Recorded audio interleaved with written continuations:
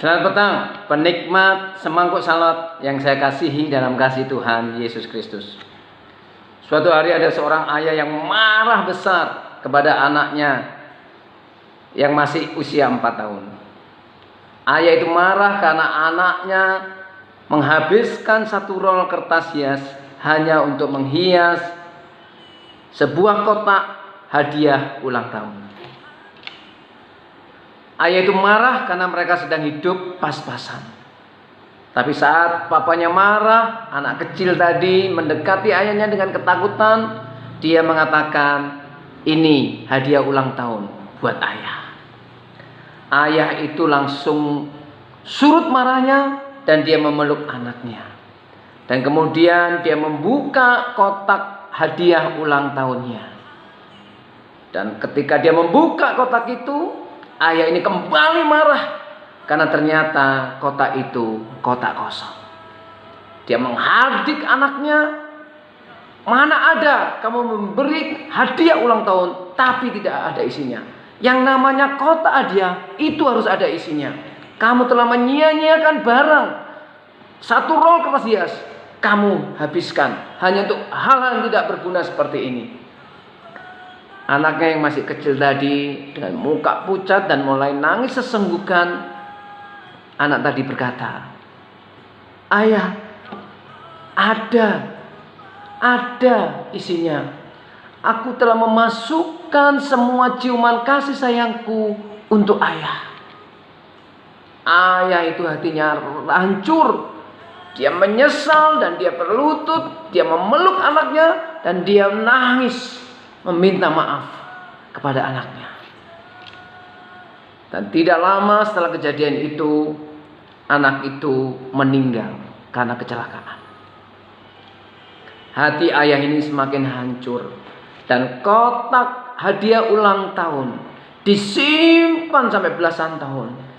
Dan ketika ayah ini merasa hampa hidupnya, merasa kesepian hidupnya, dia buka kotak hadiah ulang tahun dari anaknya. Dia membayangkan anaknya itu mencium dia dengan penuh kasih sayang, dan dia kembali kuat dan kembali semangat. Apa makna dari cerita ini? Penikmat semangkuk salad yang saya kasihi, kasih itu adalah hadiah yang paling berharga dalam hidup ini. Sekali lagi, kasih itu adalah hadiah paling istimewa dan paling berharga di dalam hidup ini. Sebagai orang beriman, bukankah kita sudah merasakan indahnya menikmati hadiah yang paling berharga, yaitu kasih? Bukan kasih yang berbatas, bukan kasih yang bersyarat, tapi kasih yang merengkuh, kasih yang memeluk, kasih yang mau menerima kita apa adanya. Dan kasih itu kita alami dan kita hayati dan kita temukan di dalam kasih Tuhan kita, Yesus Kristus.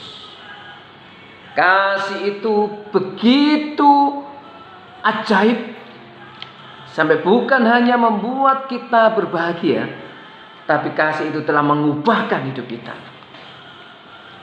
Lewat kematiannya dan pengorbanannya di atas kayu salib yang kemarin kita peringati di dalam hari Jumat Agung, Allah menunjukkan kasih-Nya, dan kasih itu merupakan sesuatu yang ajaib yang mengintervensi hidup kita. Kita yang berdosa menjadi seteru Allah, menjadi anak kekasih Allah. Saya diingatkan tentang kebenaran firman Tuhan tentang kasih Kristus ini, dan apa dampaknya dan apa manifestasi lanjutannya bagi kehidupan orang-orang yang sudah mengalami dan merasakan kasih Kristus ini. Yohanes 13 ayat 34 dan 35. Yohanes 13 ayat 34 dan 35 berbunyi demikian. "Aku memberikan perintah baru kepada kamu, yaitu supaya kamu saling mengasihi. Sama seperti aku telah mengasihi kamu, demikian pula kamu harus saling mengasihi." Ayat 35. "Dengan demikian semua orang akan tahu bahwa kamu adalah murid-muridku, yaitu jikalau kamu saling mengasihi." Kristus sudah mengasihi saudara dan saya. Tetapi Kristus melalui kasih-Nya juga memanggil saudara dan saya untuk hidup di dalam kasih. Untuk hidup dengan mempraktekkan kasih yang telah diteladankan oleh Kristus.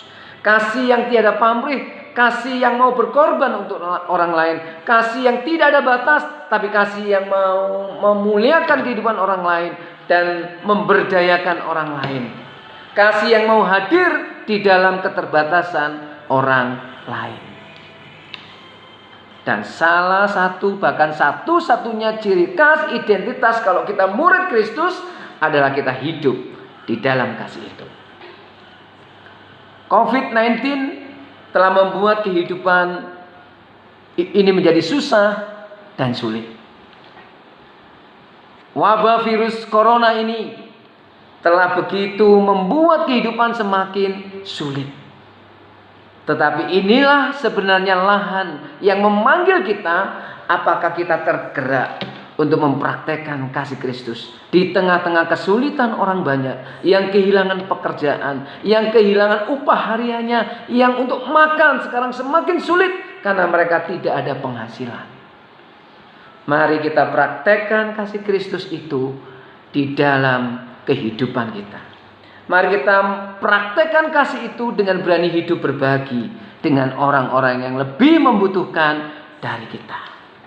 Biarlah wabah ini bukan untuk diratapi, tapi wabah ini memanggil saudara dan saya untuk berani tampil menjadi keajaiban, menjadi sumber kasih bagi sebanyak mungkin orang yang Tuhan izinkan ada di sekitar saudara dan di sekitar kehidupan saya.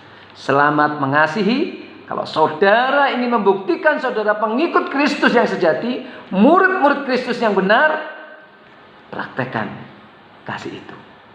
Selamat hidup dalam kasih. Tuhan memberkati.